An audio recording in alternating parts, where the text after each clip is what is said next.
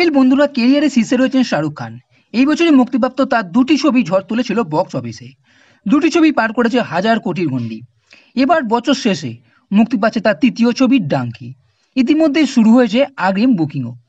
অন্যদিকে একই সঙ্গে মুক্তি পাচ্ছে প্রভাসের সালার। দীর্ঘদিন হিট নেই প্রভাসের। আগ্রিম বুকিংয়ে এগিয়ে কে? একই দিনে দুই তারকার ছবি রিলিজ নতুন কোনো বিষয় নয়। তবে সাম্প্রতিক সময় ইন্ডাস্ট্রির সাথে একই দিনে ছবি রিলিজ করবেন না বিটাউনের মহাতারকরা। তবে এবারের গল্পটা যেন একটু ব্যতিক্রম। একই দিনে মুক্তি পেতে চলেছে প্রভাসের সালার ও শাহরুখ খানের ডাঙ্কি সিনেমাটি। একের পর এক ফ্লপ সিনেমা দিয়ে রীতিমতো টালমহল বাহুবলী খ্যাত অভিনেতা প্রভাস। বাহুবলীর পর তার একটিও ছবি বক্স অফিসে সফল নয়। অন্যদিকে কেরিয়ারের অন্যতম শীর্ষে রয়েছেন শাহরুখ খান। প্রশান্ত নীলের সঙ্গে প্রভাসের সালার এবং রাজকুমার হিরানির সঙ্গে শাহরুখ খানের ডাঙ্কি। দুটি সিনেমায় এর আগে মুক্তি পিছিয়েছে, তবে শেষ পর্যন্ত একই সময়ে মুক্তি পেতে চলেছে এই বিগ বাজেটের দুই সিনেমা। ইতিমধ্যে শুরু হয়ে গেছে আগ্রিম বুকিং সালার ও ডাঙ্কির।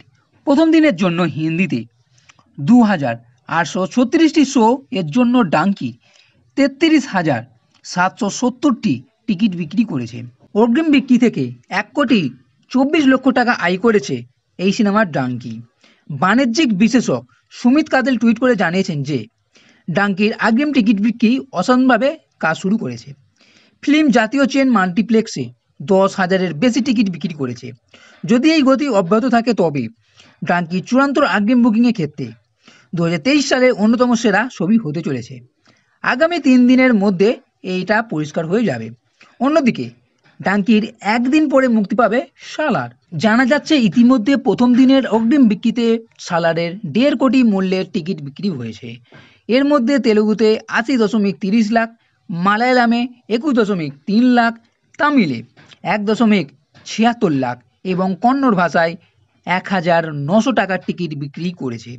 হিন্দিতে সালার 67টি শোয়ের জন্য 972টি টিকিট বিক্রি করেছে, যার মূল্য প্রায় 2.6 লাখ। 867টি শো সহ সিনেমাটির এখনও পর্যন্ত মোট টিকিট বিক্রি করেছে 51,280টি। অগ্রিম বিক্রিতে এখনও পর্যন্ত সিনেমাটির আয় 1.52 কোটি। অতএব এখনও অবধি শাহরুখের থেকে এগিয়ে রয়েছেন প্রভাস। তবে আগামী কিছুদিনের মধ্যেই পরিষ্কার হয়ে যাবে এই লড়াইয়ে কে বাজি মারছে। তো বন্ধুরা, এই দুটো সিনেমার মধ্যে আপনি কোনটা দেখবেন, নাকি দুটোই দেখবেন, সেটা আমাকে কমেন্টে নিশ্চয়ই জানান। আর এই ভিডিও যদি ভালো লেগে থাকে তাহলে লাইক করো, কমেন্ট করো, শেয়ার করো। আর এই চ্যানেলটি সাবস্ক্রাইব করতে কখনোই ভুলবে না। এই ভিডিও দেখার জন্য ধন্যবাদ।